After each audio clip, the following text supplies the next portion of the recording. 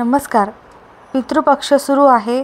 तर पितृपक्षामध्ये आपल्याला 15 दिवसात एकदा तरी किंवा दररोज, शक्य असेल तर दररोज करा किंवा एकदा तरी कुत्र्याला खाऊ घाला ही एक वस्तू.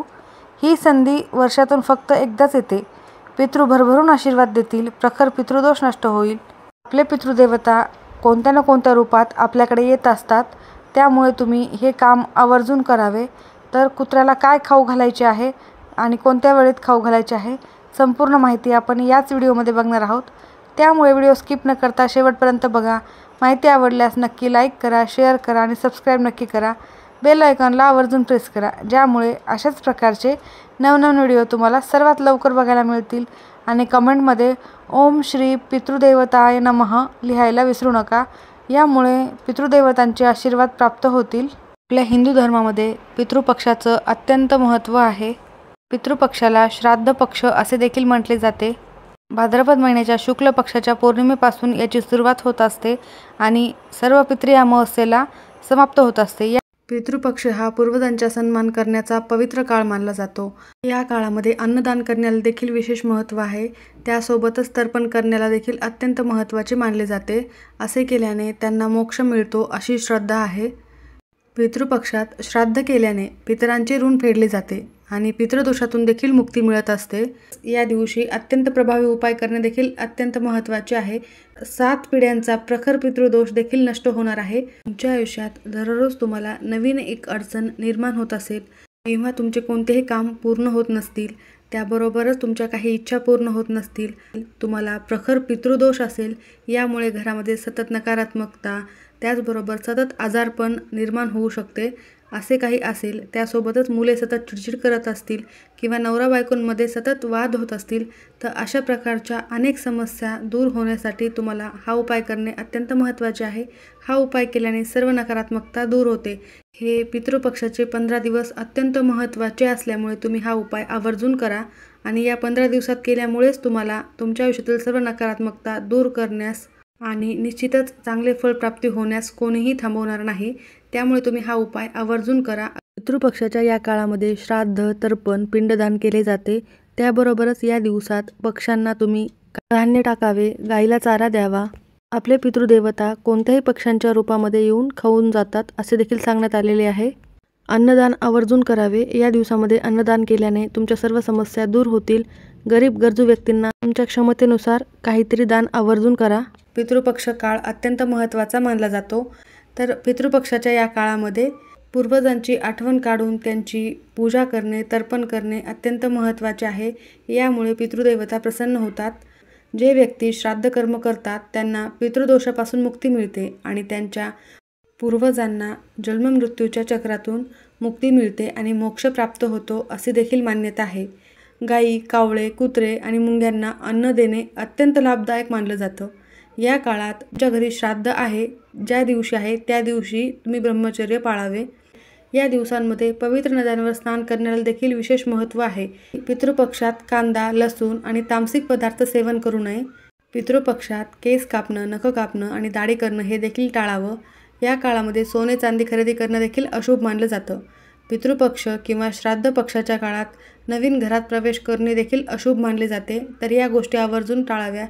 त्यासोबतच या पितृपक्षाच्या काळामध्ये साखरपुडा, लग्न, मुंज आवर्जून टाळावे. कोणतेही शुभ कार्य या काळामध्ये करू नये.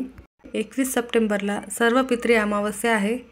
ब्रह्मपुराणानुसार प्रत्येकानेच आपल्या पूर्वजांची पूजा करायला हवी. तुम्हाला तुमच्या पूर्वजांचे मृत्यू दिवस माहीत नसतील तर तुम्ही सर्व पितृ अमावस्येला श्राद्ध करू शकता. पितृपक्षामध्ये दररोज एक दिवा दक्षिणेकडे आवर्जून लावायला हवा. असे म्हटले जाते की पूर्वज हे दक्षिण दिशेकडून आपल्या घराकडे येत असतात.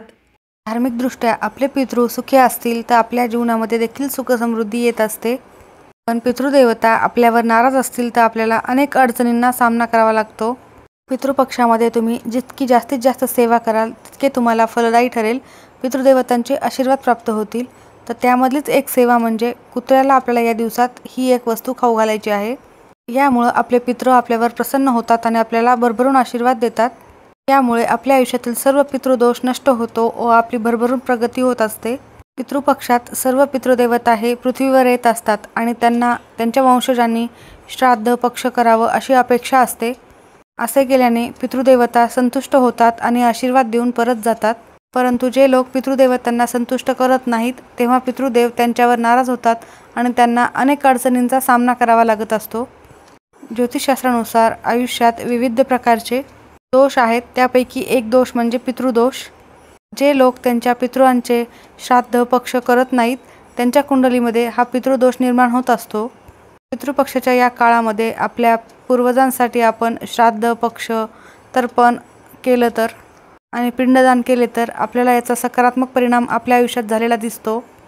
तुमच्या आयुष्यात तुम्हाला अनेक अडचणींना सामोरे जावं लागत असेल आणि सतत आजारपण असेल, तुमच्या घरामध्ये सतत भांडणे असतील, अशा अनेक अडचणी असतील तर तुम्हाला पितृदोष असू शकतो. कधीकधी लग्नायोग्य मुलांच्या लग्नासाठी देखील अडचणी येतात. त्याचबरोबर संतान प्राप्तीसाठी देखील अडचणी येत असतात. तर असा पितृदोष दूर करण्यासाठी हा उपाय पितृपक्षात करणे अत्यंत महत्त्वाचे मानले जाते. या दिवसात विशेष दान पूजा करण्याला देखील महत्त्व आहे. या दिवसामध्ये कोणत्या ना कोणत्या रूपामध्ये आपले पितृदेवता आपल्याकडे येत असतात आणि या पितृपक्षाच्या दिवसामध्ये सूर्यदेवाला देखील जल अर्पण करणे अत्यंत लाभदायक असते. एक तांब्याचा तांबे घ्यायचा आहे. पाण्यामध्ये शुद्ध पिण्याचे पाणी टाकायचे आहे आणि थोडेसे काळे तीळ टाकायचे आहेत आणि हे जल तुम्हाला सूर्यदेवाला अर्पण करायचे आहे. हे जल सूर्याला अर्पण करताना ओम सूर्यदेवाय नमः, ओम आदित्याय नमः या मंत्राचा सतत जप करत राहायचा आहे. सूर्याला जल अर्पण केल्यामुळे आपल्या पितरांना मोक्षप्राप्ती होते असे सांगण्यात आलेले आहे. पितृपक्षाच्या काळात तुम्ही हा जर उपाय केला तर तुमच्या आयुष्यातील सर्व समस्या दूर होतील. पितृपक्षाच्या या काळामध्ये आपण ज्या ठिकाणी पाणी भरून ठेवतो, हंडा कळशी किंवा माठ भरून ठेवलेला असतो किंवा पाण्याची फिल्टर असते, तिथे आवर्जून पाणी भरून ठेवावे व तिथे एक दिवा देखील लावावा. त्या ठिकाणी आपल्या पितृदेवतांचा वास असतो असे सांगण्यात येते. त्याचबरोबर पितृदेवता कोणत्या ना कोणत्या रूपामध्ये पृथ्वीवर येत असतात. त्याचप्रमाणे कुत्रा हा कालभैरवाचा देखील अवतार मानला जातो किंवा आपले पितृदेवता देखील त्याच्या रूपामध्ये आपल्याकडे येऊ शकतात. कुत्र्याला आपण ही वस्तू खाऊ घातल्याने अकाली मृत्यूचा धोका देखील टळतो. कालभैरव देवतांची, शनिदेवाची कृपाप्राप्ती आपल्यावर होत असते. एक पोळी तयार करायची आहे व त्या पोळीवर थोडेसे काळे तीळ टाकायचे आहेत.